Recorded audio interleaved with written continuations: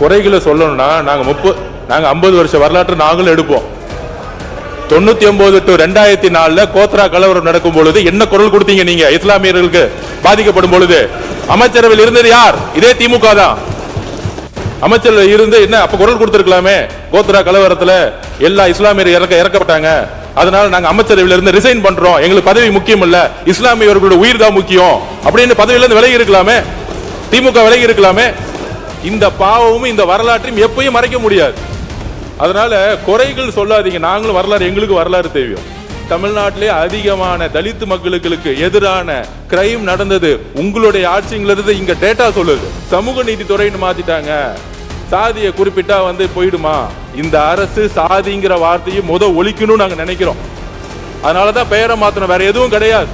நீங்க காலனின்னு ஒழிச்சிங்க, காலனி ஒழிஞ்சிருச்சா? நாங்கள் தான் தலித் சகோதரர்களுக்கு அனைத்தையும் செய்தோம். இஸ்லாமிய சகோதரர்கள் ஒரு படத்தோடைய கான்செப்ட்ங்கிறது ஒவ்வொருத்தருடைய பார்வையில் இருக்கு. அப்ப 99 to 2004 உங்களுடைய ஐயா கலைஞர் அவர்கள் என்ன பேசினாரு நாங்களும் இப்ப எடுத்து பேச முடியும்.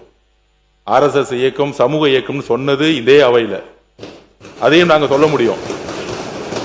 அதனால மானிய கோரிக்கைகள் விவாதம்ங்கிறது நான் திருப்பி பதிவு பண்றேன். இதோட 4 முறை அரசை குறை சொல்லி பேசிக்கிட்டு இருக்காரு. நாங்க அமைதியா கேட்டுட்டு இருக்கோம். யாருடைய பேச்சிலையும் நாங்க குறுக்கிட வேண்டிய அவசியம் இல்லை. ஆனால் குறைகளை சொல்லணும்னா நாங்க 50 வருஷ வரலாற்று நாங்களும் எடுப்போம். 99 to 2004 கோத்ரா கலவரம் நடக்கும் பொழுது என்ன குரல் கொடுத்தீங்க நீங்க? இஸ்லாமியர்களுக்கு பாதிக்கப்படும் பொழுது அமைச்சரவையில் இருந்தது யார்? இதே திமுக தான். அமைச்சர் இருந்து என்ன அப்ப குரல் கொடுத்திருக்கலாமே? கோத்ரா கலவரத்துல எல்லா இஸ்லாமியர் இறக்கப்பட்டாங்க, அதனால நாங்க அமைச்சரவையில் இருந்து ரிசைன் பண்றோம், எங்களுக்கு பதவி முக்கியம் இல்ல, இஸ்லாமியர்களுடைய உயிர் தான் முக்கியம் அப்படின்னு பதவியில இருந்து விலகி இருக்கலாமே, திமுக விலகி இருக்கலாமே. 99 2004 வரைக்கும் பிஜேபியோட ஆட்சி 5 வருஷம் முழு முதலா கொண்டு வந்து திமுக. இந்த பாவமும் இந்த வரலாற்றையும் எப்பயும் மறைக்க முடியாது. அதனால குறைகள் சொல்லாதீங்க. நாங்களும் வரலாறு, எங்களுக்கு வரலாறு தெரியும். அப்ப நம்மளுடைய தலித் சகோதரர்கள் பத்தி சொல்லும்போது சொல்றாரு, போன கவர்மெண்ட்ல Tamil Nadu recorded at 67% rise in atrocities against Dalit between 2019 to 2023, the highest increase in the country according to the report by the National Campaign and Dalit Human Rights Commission. இது நாங்க சொல்லல, NCDHR சொல்றாங்க. இந்த தமிழ்நாட்டிலே அதிகமான தலித் மக்களுக்கு எதிரான கிரைம் நடந்தது உங்களுடைய ஆட்சிங்கிறது இங்க டேட்டா சொல்லுது. இதை நாங்க இங்க பதிவு பண்றோம். அதனால குறைகள் சொல்லாதீங்க. அப்புறம் தலித் மக்களுக்கான ஒதுக்கிய நிதி, திமுக ஆட்சியில் நிதி பயன்பாட்டு குறைபாடுகள், CAG ஆடிட் அண்ட் டேட்டாவில், அதாவது CAG உடைய கவர்மெண்டோடைய டேட்டா, அதோட ஆடிட் ரிப்போர்ட் ஆதிரே டிராவிட வெல்ஃபேர் தொடர்பான பல கல்வி மற்றும் ஸ்காலர்ஷிப் எட்ஸில் தொடர்ச்சியான சேவிங்ஸ் இருந்தால் குறிப்பிடப்பட்டுள்ளது. 2021-22 மட்டும் SC/ST கேர்ள்ஸ் லிட்ரஸி இன்ஸ்டிடியூட் 6.67 கோடி saving. Abroad scholarship for SC/ST students 5.31 crore savings. Higher education special scholarship ரூபாய் 5.58 கோடி சேவிங்ஸ்.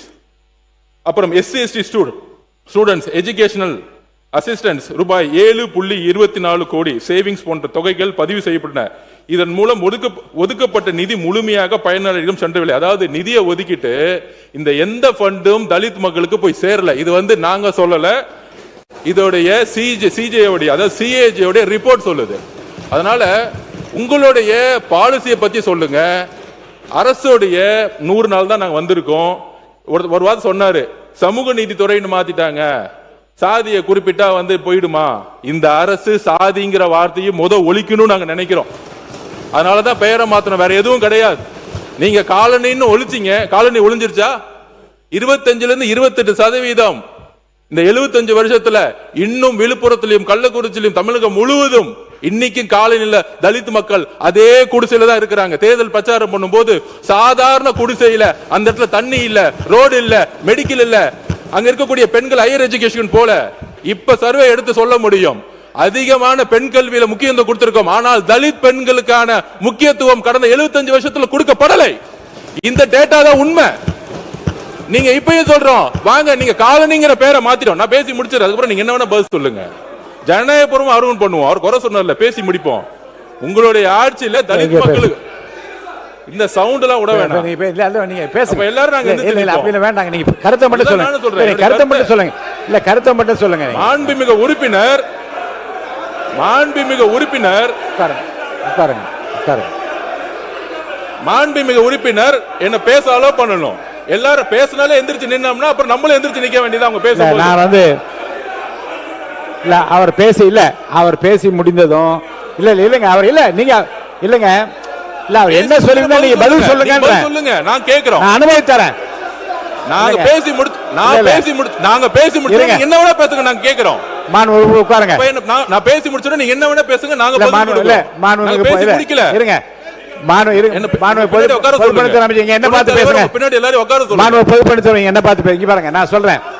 இருங்க 75 ஆண்டு காலமாக இப்படிப்பட்ட குடியிருப்பில் இருக்கக்கூடிய பெண்களுக்கு இன்னும் அடிப்படை வசதிகள் இல்லைன்னா ஒரு கருத்து சொல்ல இருக்குன்னு நீங்க சொல்ற கருத்து அவர் பேசி முடிச்ச பிறகு சொல்லுங்க. எங்க என்ன இருக்கு உங்க கருத்துக்களை நீ பதிவு பண்றது அனுமதி தரேன். நீங்க பேசி முடிங்க. கருத்து முடிங்க. உடனே தரேன் உங்களுக்கு.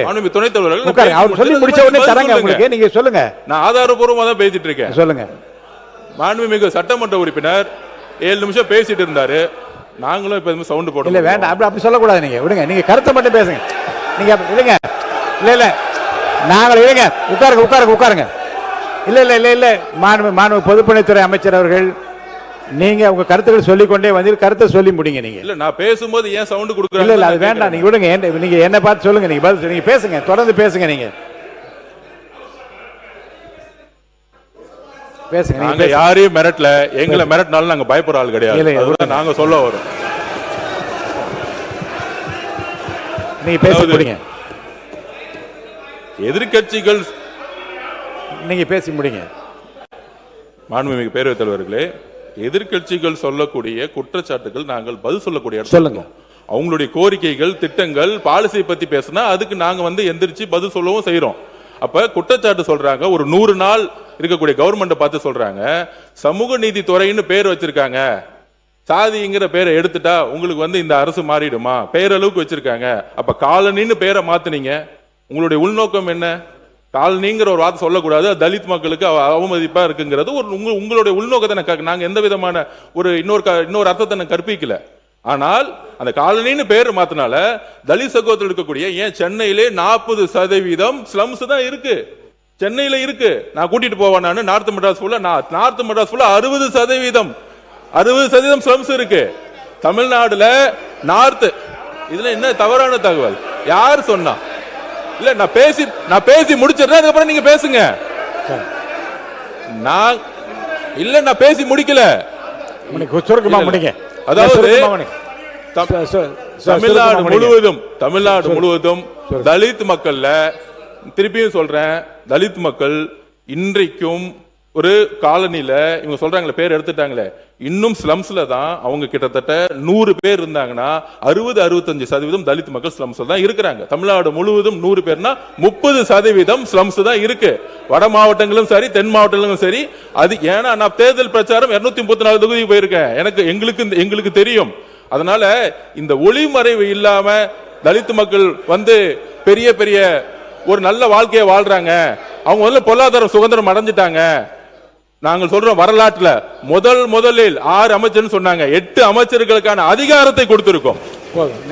புரட்சியாளர் அம்பேத்கருடைய குறிக்கோள் என்னன்னா தலித் மக்களுக்கு நாங்க தண்ணி கொடுத்தோம், வீடு கொடுத்தோங்கிறது முக்கியம் இல்ல. அம்பேத்கருடைய கனவு தலித் மக்களுக்கு அதிகாரத்தை கொடுக்கப்பட வேண்டும். முதல் முறையாக வரலாற்றில் ஒரு கல்வித்துறை, அதாவது எஜுகேஷன் டிபார்ட்மெண்ட், ஹையர் எஜுகேஷன் ரெண்டுத்துக்கும் சேர்த்து அமைச்சர்களை கொடுத்திருக்கோம்.